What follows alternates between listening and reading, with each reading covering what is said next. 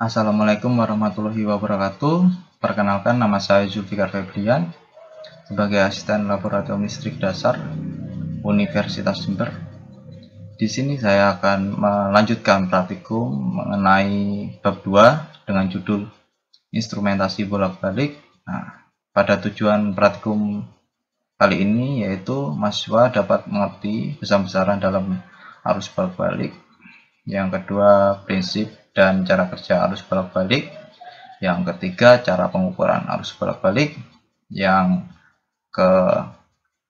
selanjutnya, karakteristik penunjuk arus bolak-balik. Nah, saya sudah membuatkan PowerPoint untuk kalian agar lebih mudah dipahami. Pada bab ini terdapat dua rangkaian, yaitu rangkaian kalibrasi dan juga rangkaian utama. Sebelum kalian melakukan percobaan di rangkaian utama, perlu adanya rangkaian kalibrasi. Fungsinya untuk mengkalibrasi antara airport dan VO meter. Nah, sebelumnya saya akan menjelaskan tentang mengenai air potensio. Nah, di sini potensiometer itu terdapat 3 terminal. Nah, yang satu terminal input dan yang satunya lagi terminal output.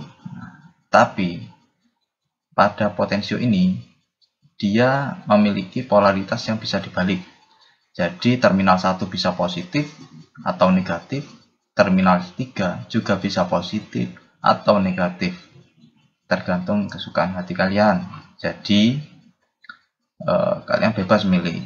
Tetapi pada bedanya ketika terminal 3 dijadikan output, terminal 2 maka digabungkan di terminal 3. Jadi jumper input di terminal 1 ini, nah ketika jumper output terminal 2 atau ground ini disatukan dengan terminal 3, seperti itu.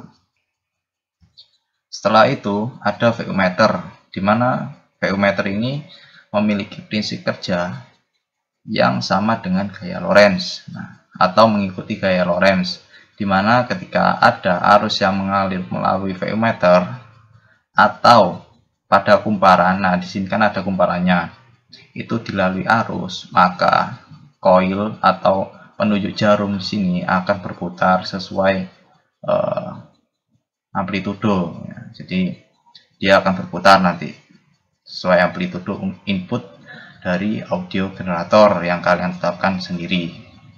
Nah, setelah itu masuk ke rangkaian kalibrasi lagi.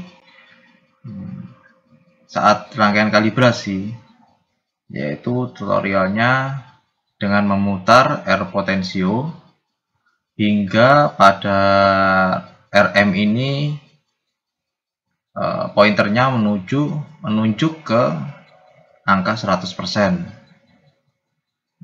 Setelah angka 100%, maka bisa dilanjutkan untuk pengukuran arus, seperti itu. Di sini kalian juga akan mengukur IDP.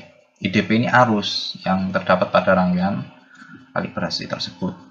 Di sini terdapat dua rank, yaitu 4 volt dan 6 volt.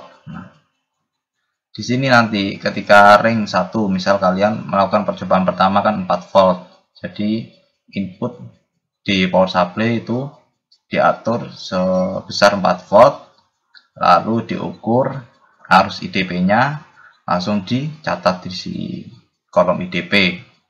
Nah, setelah mengukur IDP, kalian matikan power supply dan air potensio dan RM ini diukur hambatannya ada berapa. Nah, untuk mengukurnya harus terpisah dari rangkaian, jadi dicabut dulu.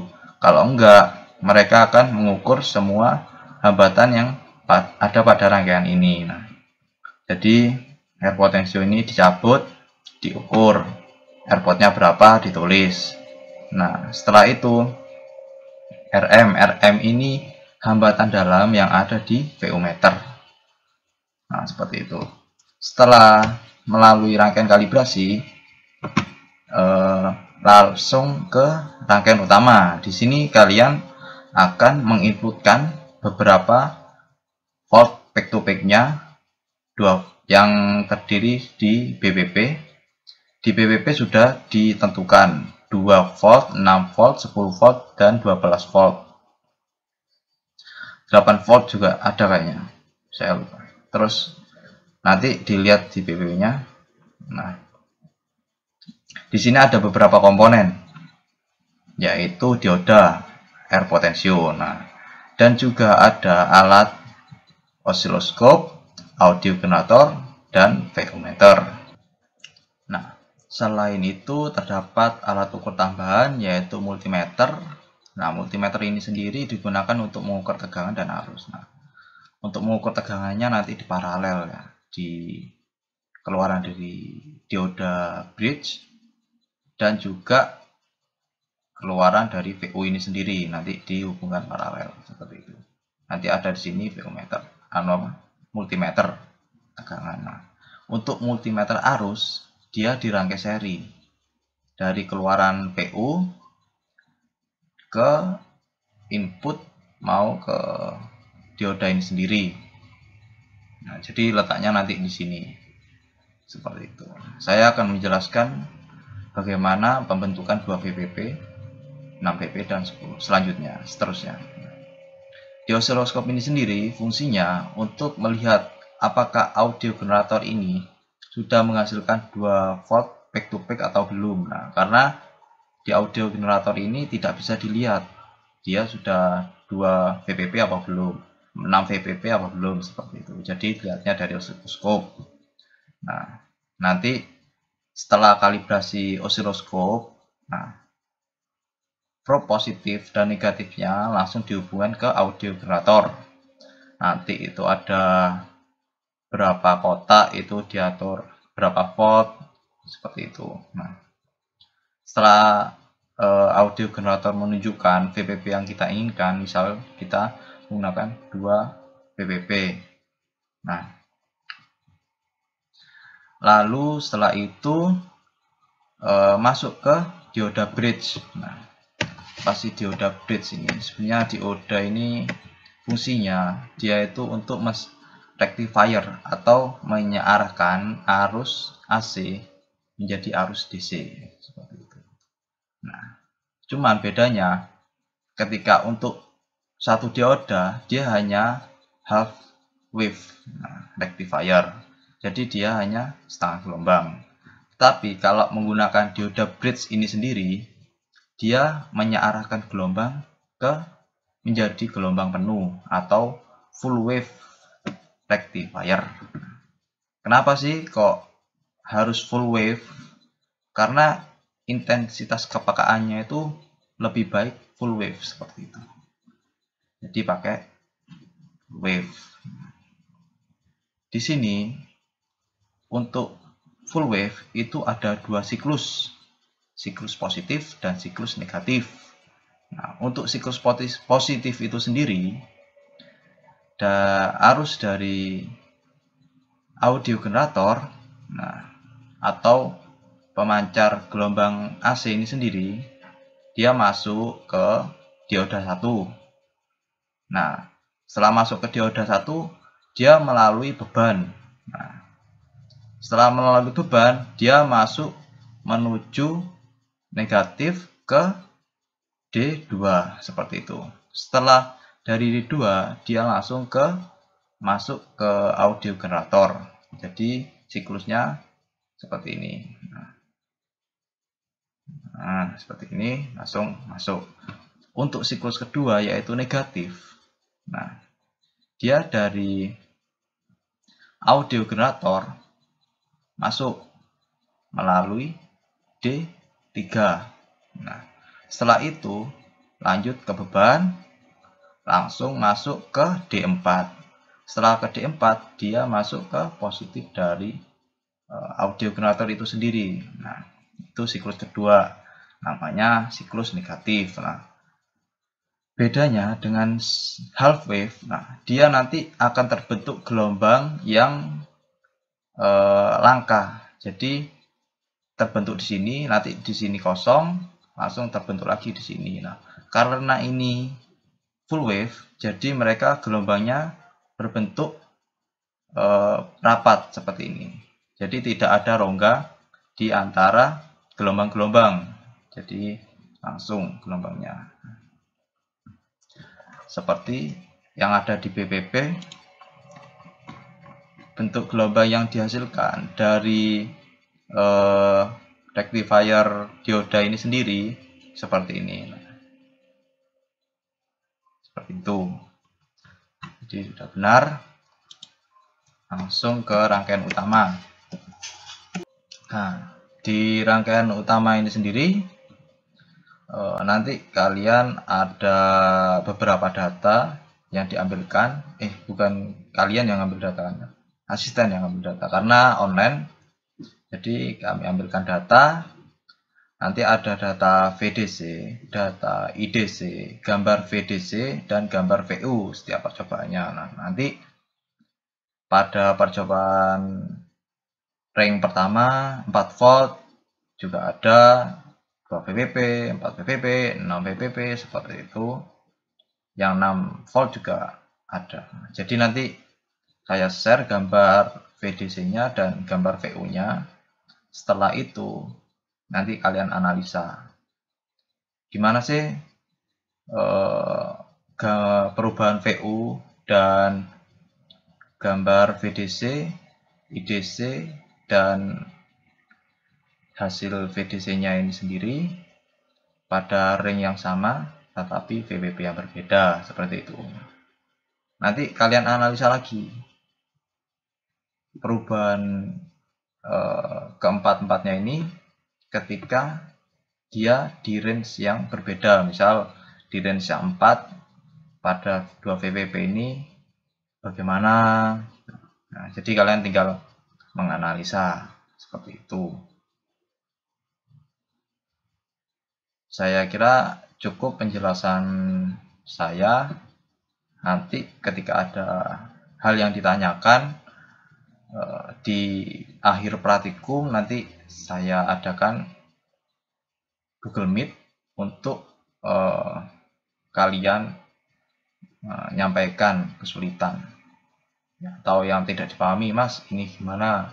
Kak, ini gimana? Bingung soalnya online kan. Seperti itu. Ya udah, saya akhiri. Wassalamualaikum warahmatullahi wabarakatuh.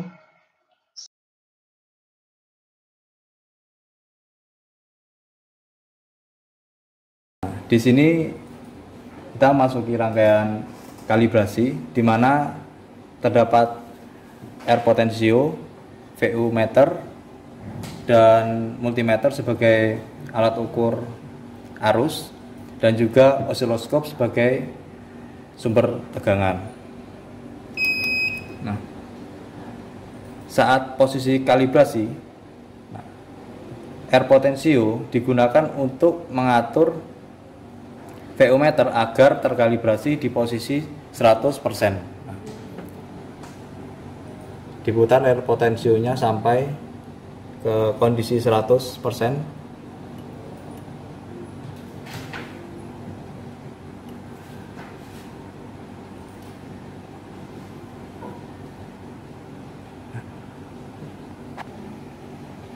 Setelah mengatur air potensio agar VU meter terkalibrasi ke angka 100%, lalu kita lihat pengukuran pada arus. Nah, di mana pada pengukuran arus menggunakan skala 2,5 dan jarum penunjuk menuju angka 1,2 untuk skala terbesar 10. Nah, maka arus yang dihasilkan sekitar 0,35 mA. Langkah selanjutnya yaitu mengukur hambatan pada air potensio dan juga hambatan dalam pada VU meter. Melakukan pengukuran pada air potensio. Saat melakukan pengukuran pada hambatan menggunakan gunakanlah skala terbesar terlebih dahulu. Jangan lupa untuk mengkalibrasinya agar perhitungan lebih akurat. Nah, ukur probe merah ke positif dan probe hitam ke negatif.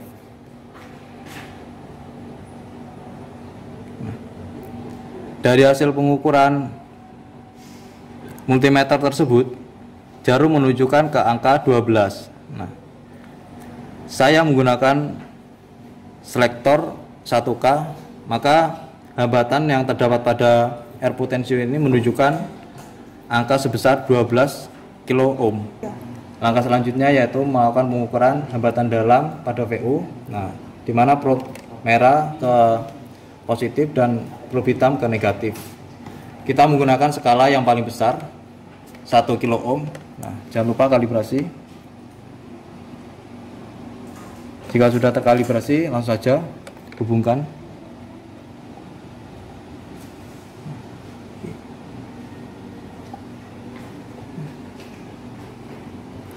Ketika menggunakan selektor 1 kilo ohm, kesulitan untuk membaca multimeter tersebut, maka turunkan ke kali 100.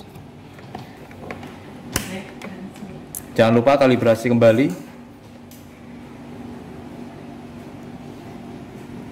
Nah, setelah terkalibrasi, lakukan pengukuran kembali.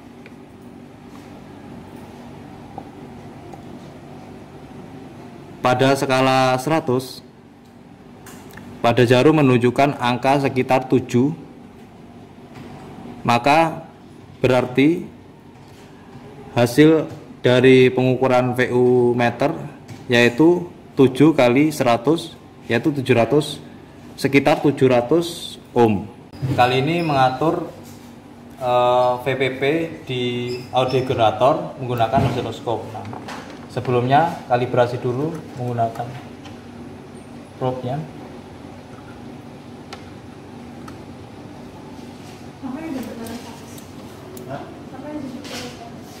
Nah, setelah terkalibrasi, lalu probe-nya hubungkan ke audio generator tersebut. Setelah rangkaian dihubungkan ke audio generator, nah, pada osiloskop dapat dilihat. Nah, di sini saya menggunakan satu kotak yaitu 1 volt. Nah, jadi kita mengatur VPP-nya pada layar di sini back to back. Nah, kita atur menjadi 4 amplitudenya. Nah, setelah 4 back to back, lalu bisa dicopot di generator. Setelah mengatur tegangan pada audio generator dengan osiloskop, maka input dari audio generator dihubungkan ke rangkaian utama, di mana pada rangkaian dari audio generator langsung ke dioda kickbox. Di sini jadi dioda kickbox tersebut mengubah gelombang AC menjadi gelombang DC. Setelah itu melewati airport dan juga melalui VU. Setelah itu dilakukannya pengukuran IDC. Nah, didapatkan nilai IDC pada VPP 12 volt sebesar 0,2 mA. Seperti itu. Untuk pengambilan data yang kedua, pada pengkalibrasian caranya sama, hanya saja mengubah tegangan input yang tadinya 4 volt menjadi 6 volt seperti itu.